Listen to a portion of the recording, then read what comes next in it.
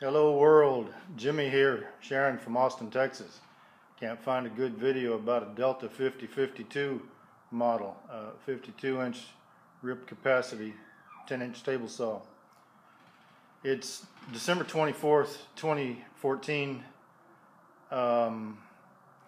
Today I went over to Weatherford Tool Company on Shelby Lane, and they've got one built that you can look at, and they'll work with you on the price. You can beat these big box prices. You don't have to fool with those guys. They offered to build it. That's big. Build it and deliver it for me. I wanted to build it myself, but Justin over there, third generation Weatherford, he delivered that thing for me at about 11 o'clock, 11:30, Christmas Eve. Can't thank you enough. Anyway, here's some information about them.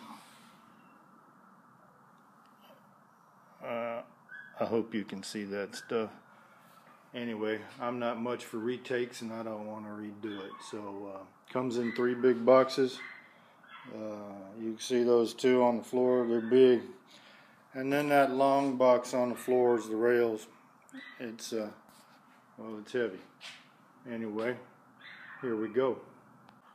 Okay, YouTube, it is 12/25/14, and this is Apple's the shop safety chicken. Assembling this model 5052, there's problems with it. You know, it's not fun. It took me about 4 hours. I've got some limitations, though I'm sure that somebody else can do it faster. I fall down in the floor sometimes, but I don't like to get down there on purpose. These tables, I'm just going to attempt to point this iPod and talk. These steel wings are a little bit difficult to get aligned with the cast iron top, and then this thing they call the extension board. It was kind of hard to get aligned. The feet down there, I hope you can see them. They're threaded rod with the little hex foot down there.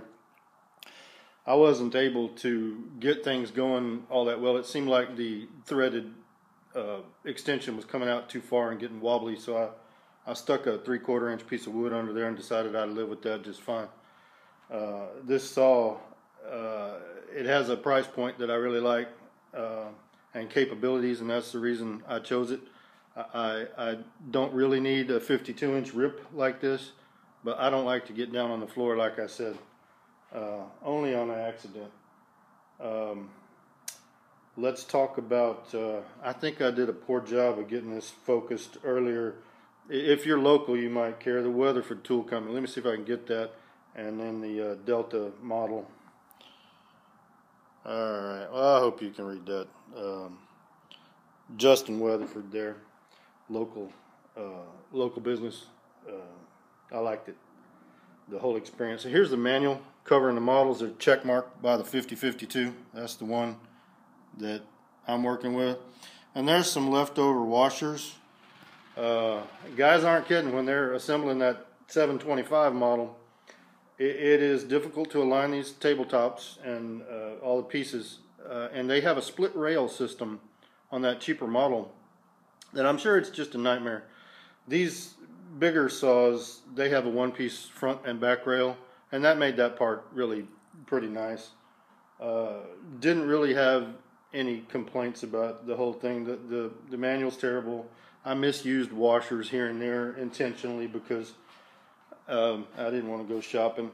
When I drilled out this extension board here, hopefully you can see these, I used some washers because I blew it out with my drill, the laminate. I blew it out so bad it just looked terrible. And well, let's have the famous quality test here. Hello, Apple, don't bite my ear. So it's plugged in, and there's 2 pennies over there. Let me give it a flip here. They blow over sometimes, but so that's how loud the saw is. Those pennies aren't going anywhere. It was very hard to stand those pennies up. I didn't get this thing leveled. and that's probably part of the reason I had some trouble with those feet. I'm turning this thing every way, aren't I? Sorry, don't throw up. It's very high quality. I used my high-tech measuring device here, and to a 32nd or even less, really, because I can eyeball the difference. There's no difference here in the miter rail to blade, from the front of the blade and the back of the blade. There are 5 holes that you can access the Phillips head throat plate adjusters in here, and I like that. I don't want crud to get in there. I'll probably lift the throat plate out and put something in there to protect the cross pattern on that Phillips star bit, whatever you want to call it. It's Phillips. I think that these 2 holes are for adjusting in case your saw blade is not square to the miter. I didn't have that problem. This miter is terrific. There is just barely enough room in there that you can make a noise, and I really like the detents. It has detents for 75, 60, 45, and 30 in each direction, and you can literally just pop it into place, and there's no slop. It's a really nice thing. I don't know who cares out there. Some of you care and some of you don't. But if you're going to sell a Bubba, a $500 plus saw, it needs to cut everyday wood. Can you cut one of these for 500 bucks, or do you have to go use something else? I don't like using something else. This fence is terrific. Some of you are going to care about this. You have to take it off the right side. There's onboard storage for all this stuff.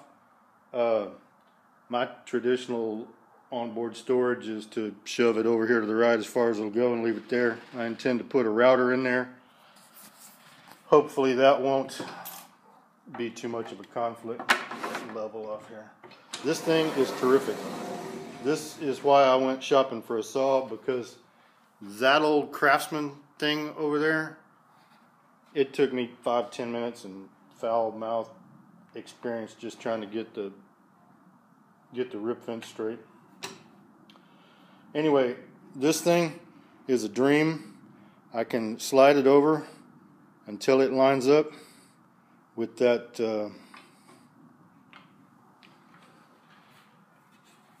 I must have got some crud in it because it was working better.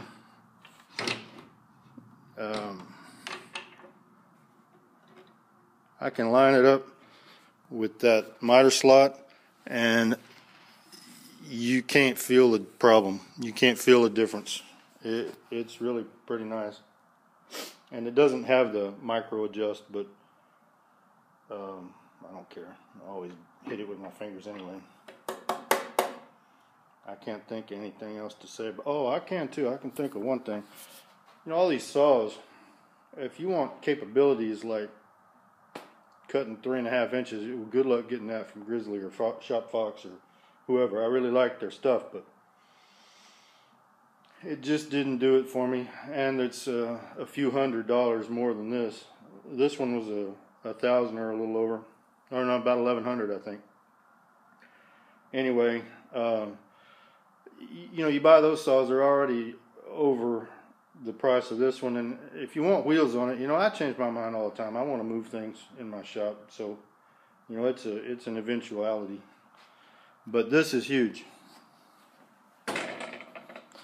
and I can just dance with this thing. It goes wherever I want it to, no problem at all. I put it back over the top of my board, and this is going to be loud here, but I'll just Shazam. All right, hope I didn't blabber too long, too slow. Thank you.